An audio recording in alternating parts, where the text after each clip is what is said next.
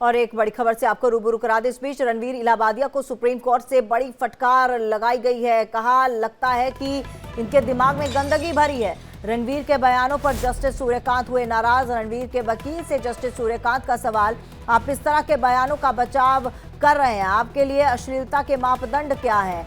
Justice Suryakant ने ये सवाल किया और साथ ही साथ असम और महाराष्ट्र में अलग अलग मामले दर्ज हैं। सुप्रीम कोर्ट ने कहा आपको हर तरह की बातें करने की छूट कैसे मिली?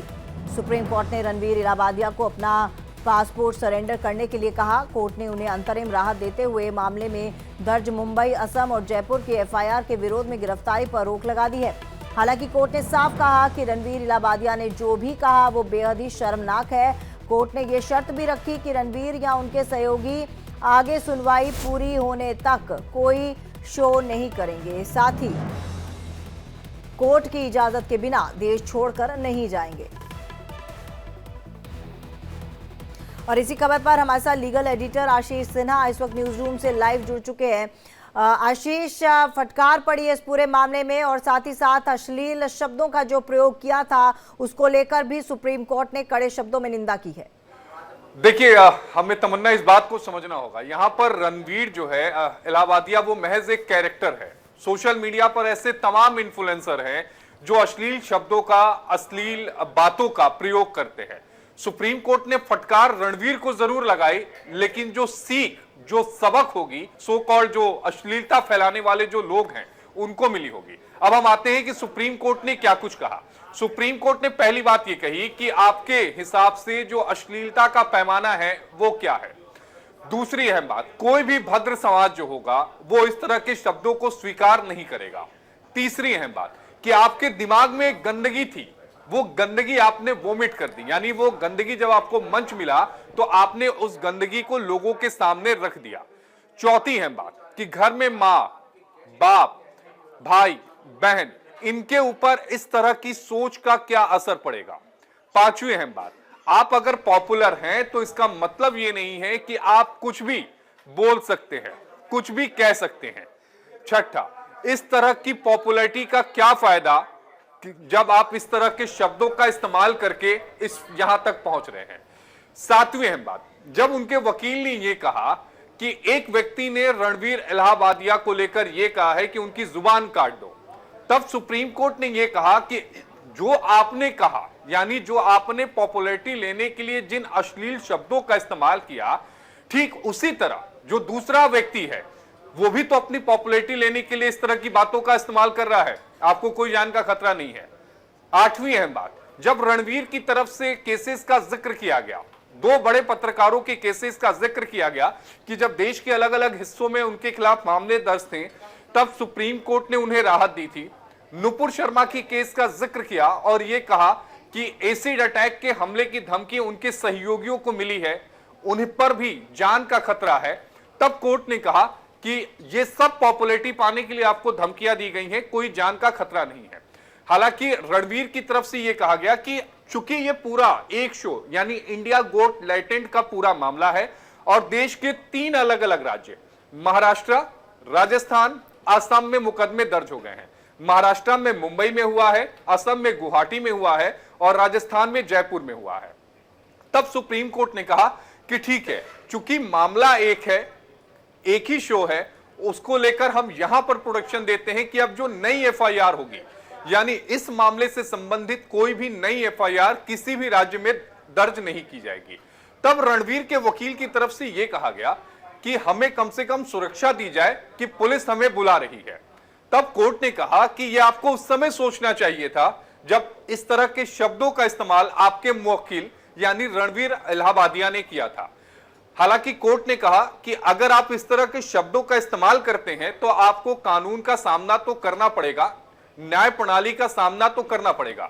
चूंकि बार बार पुलिस बुला रही है, इसलिए हम फौरी तौर पर आपको एक संरक्षण जरूर दे सकते हैं कि आपकी गिरफ्तारी नहीं होगी, लेकिन जो मुकदमा है यानी जो कार्रवाई चल रही है, जो जांच चल रही है, उस जांच में आपको सहयोग देना पड़ेगा। अब सुप्रीम कोर्ट के आदेश की 3 अहम बातें मैं बता देता हूं दर्शकों को कि सुप्रीम कोर्ट ने क्या कुछ कहा। पहली कि रणवीर इलाहाबादिया जो हैं वो मुल्क छोड़कर नहीं जाएंगे, यानी वो किसी भी कीमत पर देश छोड़कर नहीं जाएंगे। अमूमन इस तरह की जब कंडीशंस अदालत उन लोगों के लिए लगाता है जिन पर यह खतरा होता है कि वो मुल्क छोड़कर जा सकते हैं या देश छोड़कर जा सकते हैं, अमूमन केसेस में। दूसरी अहम बात कि जांच एजेंसी जब भी रणवीर इलाहाबादिया को बुलाएगी, उन्हें जांच एजेंसी के सामने पेश होना होगा। आप ये नहीं कह सकते कि आज मैं नहीं आऊंगा, मैं कल आऊंगा, ऐसा नहीं चलेगा, आपको पेश होना पड़ेगा। तीसरी अहम बात कि जब रणवीर इलाहाबादिया जांच एजेंसी के साथ सामने पेश होंगे तो उस समय उनके साथ उनका वकील नहीं होगा, उन्हें अकेले जांच एजेंसी के सामने पेश होना पड़ेगा। हालांकि कोर्ट ने एक राहत जरूर दी कि अब इस मामले में नई एफआईआर तो दर्ज नहीं होगी, लेकिन कोर्ट ने इतना साफ कह दिया कि देश की जो कानून प्रणाली है, जो न्याय प्रणाली है, उससे आपको गुजरना ही पड़ेगा। आज जो सुप्रीम कोर्ट ने जो टिप्पणियां की हैं, मुझे लगता है तमन्ना, ये देश के लिए, ये मुल्क के लिए बहुत जरूरी है। एक मैं संक्षेप में बात केंद्र सरकार की भी कर लेता हूं। आज मामले की सुनवाई के दौरान सुप्रीम कोर्ट ने केंद्र सरकार से पूछा कि जब इस तरह के कंटेंट जो हैं वो यूट्यूब पर जाते हैं, धड़ल्ले से अश्लील जो कंटेंट है, सभी ने देखा होगा कि वो यूट्यूब पे जाते हैं, उसको रेगुलेट करने के लिए, उसको हटाने के लिए केंद्र सरकार की तरफ से क्या कुछ किया जा रहा है। तब केंद्र सरकार की तरफ से ऐश्वर्या भाटी जो एएसजी हैं वो अपीयर हुई, उन्होंने कहा कि हम इसको लेकर एक विस्तृत हलफनामा दाखिल करेंगे। कोर्ट ने कहा कि आप हलफनामा तो दाखिल करिए, लेकिन हमें यह भी बताइए कि इस तरह के अश्लील कंटेंट को रोकने के लिए केंद्र सरकार की तरफ से क्या कार्रवाई की जा रही है, यूट्यूब को किस तरह से गाइड किया जा रहा है। तमन्ना, मुझे लगता है कि आज देश में एक बड़ा दिन एक कैरेक्टर की वजह से आया और एक नसीहत so called social media influencers को गई है, जो अश्लीलता के नाम पर, गाली के नाम पर पॉपुलर होते हैं। और अगर आपके 100, मान लीजिए आपके अगर 1 करोड़ फॉलोअर हैं, 2 करोड़ फॉलोअर हैं, बड़ा रेवेन्यू आ रहा है, अच्छा रेवेन्यू आ रहा है, तो आजकल की यूथ तो यही सोचेगी ना कि यही शॉर्टकट तरीका है, हम गाली दें हम भी पॉपुलर हो जाएंगे, हम अश्लील कुछ कमेंट करें हम भी पॉपुलर हो जाएंगे, हम डबल मीनिंग ऐसी बातें करें तो हम भी पॉपुलर हो जाएंगे। तो मुझे लगता है कि आज सुप्रीम कोर्ट ने रणवीर इलाहाबादिया को फटकार तो लगाई, लेकिन नसीहत उन तमाम लोगों को दे दी है कि जो कॉमेडी के नाम पर अश्लीलता करते हैं, अश्लीलता फैलाते हैं, अश्लील बातें करते हैं, डबल मीनिंग बातें करते हैं, तो अब ऐसे लोगों पर भी नकेल लगेगी और वो इस बात को समझेंगे कि अगर उन्होंने कहीं से भी कोई दायरा तोड़ा, यानी लक्ष्मण रेखा पार की, तो देश की सबसे बड़ी अदालत से भी उन्हें राहत नहीं मिलने वाली है। उन्हें न्याय प्रणाली का, कानून का सामना करना पड़ेगा, जांच में जाना पड़ेगा और अदालत तय करेगी कि आपके इस कमेंट से, इस व्यवहार से कितना नुकसान पहुंचा है और क्या आपको सजा दी जा सकती है या नहीं। जी बिल्कुल आशीष, जिस तरह से सुप्रीम कोर्ट ने ये तमाम चीज़ें रखी हैं, वाकई अब उम्मीद यही की जा सकती है कि कुछ गाइडलाइंस तैयार होंगी। लेकिन आशीष, इससे पहले भी ओटीटी प्लेटफॉर्म पर जिस तरह की फिल्में आती थी या फिर जिस तरह के रियलिटी शोज आते हैं, हमने कई बार ऐसे अश्लील शब्दों का प्रयोग होते हुए सुना है। ये आज की बात नहीं है, ये कई सालों से बदस्तूर चला जा रहा है। अगर मैं इसी शो की बात करूँ जिस शो से ये पूरा मुद्दा निकल कर आया है, उस शो में भी ये पहली दफ़ा नहीं था जब ये तमाम चीज़ें हुई थी। तो क्या अब उम्मीद की जाए कि इसके बाद नहीं होगा और इसकी रूपरेखा कैसे तैयार होगी? देखिए तमन्ना, आपने बड़ी अच्छी बात कही कि ये पहली बार नहीं हुआ है। इस शो के 10 से ज्यादा जो एपिसोड होंगे ना, वो YouTube पर अपलोड किए गए हैं। और यहां तो ठीक है कि चीजें जो हैं वो मीडिया में आ गई, चीजें वायरल हो गई, कमेंट ऐसा था कि लोगों ने रिएक्ट करना शुरू कर दिया। अगर आप इसके पिछले शोज को भी देखोगे, समय रैना के इंडिया गॉट टैलेंट जो उसने वो लेकर आया था, तो उसने पहले भी इसी तरह के शब्दों का इस्तेमाल किया है। शब्द थोड़े हल्के होंगे, लेकिन भाव और भावनाएं उसके शब्दों की कहने का मतलब वही था। नकेल कसी है सरकार की तरफ से। अब यह भी बताना होगा कि ऐसे अश्लील जो शब्द हैं उनको रेगुलेट करने के लिए क्या कुछ आप कदम उठा रहे हैं।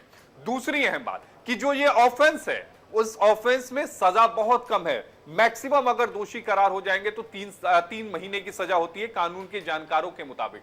क्या इस तरह के कमेंट सार्वजनिक स्थल पर फैलाने को लेकर क्या सजा को इनहेंस किया जा सकता है? रेगुलेट चीजों को कैसे किया जाएगा कि आज की तारीख में हर किसी के हाथ में मोबाइल है, इससे इनकार नहीं किया जा सकता। और इस बात से भी इनकार नहीं किया जा सकता कि इस तरह की ओछी कॉमेडी करके डबल मीनिंग कॉमेडी करके लोग बहुत जल्द फर्श से अर्श से फर्श पर पहुंच जाते हैं या फर्श से अर्श पर पहुंच जाते हैं। अर्श से फर्श का मतलब यहां पर रणवीर के लिए है क्योंकि वो शिखर पे थे, अब नीचे आ गए। कुछ लोग फर्श से अर्श की तरफ देखते हैं कि हम इस तरह की कॉमेडी करेंगे तो हम जल्दी आगे चले जाएंगे, लेकिन ये नसीहत, ये नकेल, ये बताना, समझाना, दिखलाना बेहद जरूरी था कि अगर इस तरह की चीजें होंगी तो कानून अपना काम करेगा और आपको किसी भी फोरम से, सुप्रीम कोर्ट से तो बड़ी अदालत हमारे मुल्क में है नहीं, अगर सुप्रीम कोर्ट से राहत नहीं मिल रही है तो इसका मतलब ये मान के चलें कि इस तरह की चीजें अब मुल्क बर्दाश्त नहीं करेगा। सुधर जाइए, नहीं तो जेल की सलाखों के पीछे ही आपका भविष्य होगा, ये तय मान के चलिए। बिल्कुल। और आशीष, मेरा ये मानना है कि इस मामले को आने में काफ़ी देर हो गई है, मुद्दा पहले ही उठ जाना चाहिए था। बहुत बहुत धन्यवाद आपका तमाम जानकारी के लिए, और उम्मीद यही की जा सकती है कि फिलहाल कुछ गाइडलाइंस जो है वो जारी की जाए ताकि कंटेंट, इस तरह का कंटेंट जो है वो देश के युवाओं के बीच में ना जाए।